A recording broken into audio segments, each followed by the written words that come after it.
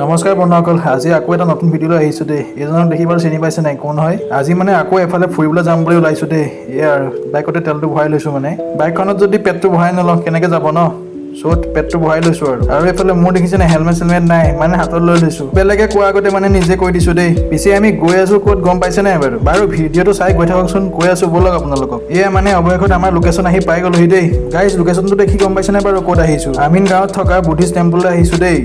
এতিয়া অকণমান ভিউটো চাই লওকচোন আপোনালোকে। Helps the speaker lead his audience into the scene he described by creating an imaginary picture. আৰু অৱশেষত মানে আমি তাৰ পৰা ওলাই আহিলোঁ দেই। ওলাই আহি মেলি মানে অকণমান খাবৰ কাৰণে ৰৈ দিলোঁ। খাবলৈ ৰৈ মানে ৰখি থকা নাই আৰু খায়ে দিছোঁ, দেখিছেই নহয় আৰু এইফালে খাই বৈও ৰৈ থকা নাই দেই। শৰাইঘাট পাৰ হৈ আহি আছোঁ মানে। বাৰু তেন্তে আজিলৈ ভিডিঅ'টি ইয়াতে সমাপ্ত কৰিছোঁ। যদি ভিডিঅ'টি ভাল লাগিলে লাইক কৰিব, কমেণ্ট কৰিব, শ্বেয়াৰ কৰিব দেই গাইছ।